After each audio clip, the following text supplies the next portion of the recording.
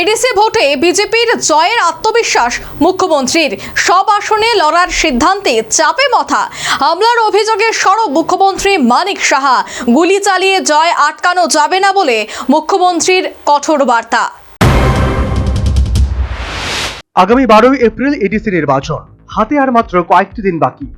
সেই আবহে আসন্ন এডিসি নির্বাচনকে সামনে রেখে ত্রিপুরায় রাজনৈতিক প্রচার আরো জোরদার হয়েছে। বিভিন্ন কেন্দ্রে জনসভায় মানুষের উপস্থিতি বাড়ছে। পাহাড়ের রাজনীতি এখন তপ্ত। এর মধ্যেই 11 নম্বর মহারানী তেলিয়ামুড়া এবং 15 নম্বর মান্দাই পুলিনপুর কেন্দ্রে বিজেপি প্রার্থী বিল্লু জমাতিয়া ও রাজেশ দেববর্মার সমর্থনে পাড়াকলক স্কুল মাঠে মঙ্গলবার এক জনসভা অনুষ্ঠিত হয়। সভায় মুখ্যমন্ত্রী মানিক সাহা বলেন, 28 আসনেই লড়ার ঘোষণায় অস্থির মহা নেতৃত্ব। তারপর থেকেই বিজেপির ওপর আক্রমণ বেড়েছে।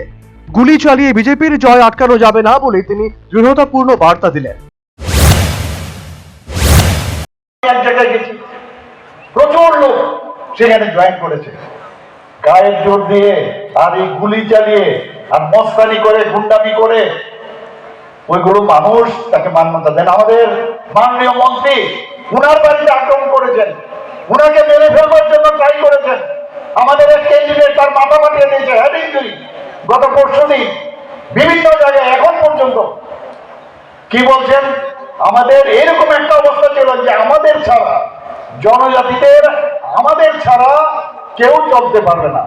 যখন ডিসিশন হলো যে না 28-এ 28 ভারতীয় জনতা পার্টি প্রতিদ্বন্দ্বিতা করবে, মাথা গেছে খারাপ হয়ে। এর জন্য এইসব কাজ করছে বন্ধুগণ।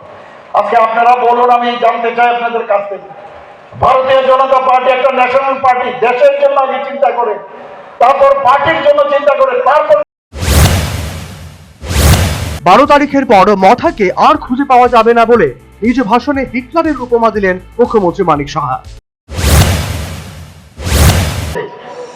আর আমি নিশ্চিত যে আগামী দিন এই মথা ওইকারি দাঁতি ভাইরি 12 তারিখ পরে মথা কংগ্রাক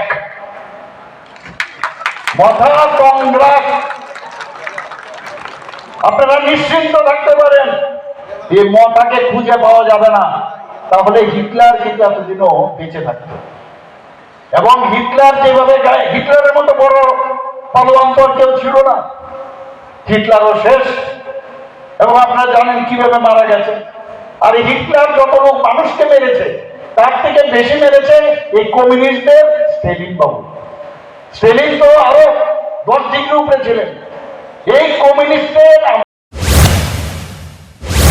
সর্বোপরি তিনি দাবি করেন, বিজেপি সব আসনে প্রতিদ্বন্দ্বিতা করার সিদ্ধান্ত নেওয়ার পর থেকেই বিরোধীদের মধ্যে ভয় তৈরি হয়েছে। তাই রাজনৈতিকভাবে মোকাবিলা করতে না পেরে হামলার পথে বেছে নেওয়া হয়েছে বলে অভিযোগ করেন তিনি।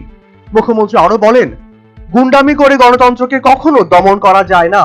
মানুষ ভোটেই সব ষড়যন্ত্রের জবাব দেবে। পাহাড়ে এবার উন্নয়নের পক্ষে সমর্থন বাড়ছে। সভায় তিনি বলেন, গাড়িতে হামলা বা অস্ত্র দেখিয়ে বিজেপিকে ভয় দেখানো যাবে না। বিজেপি মাঠে নামলে বিরোধীরা টিকতে পারবে না বলেও মন্তব্য করেন তিনি। এই সভায় উপস্থিত ছিলেন মন্ত্রী বিকাশ দেববর্মা এবং বিধানসভার মুখ্য সচেতক কল্যাণী সাহা রায় সহ অন্যান্য নেতারা। তারা উন্নয়নের বিভিন্ন দিক তুলে ধরে দলীয় প্রার্থীদের জয়ী করার আহ্বান জানান। সব মিলিয়ে এডিসি নির্বাচনকে ঘিরে রাজনৈতিক উত্তেজনা বর্তমানে তুঙ্গে। এখন সবার নজর ভোটের ফলাফলের দিকে। Bureau report, news vanguard.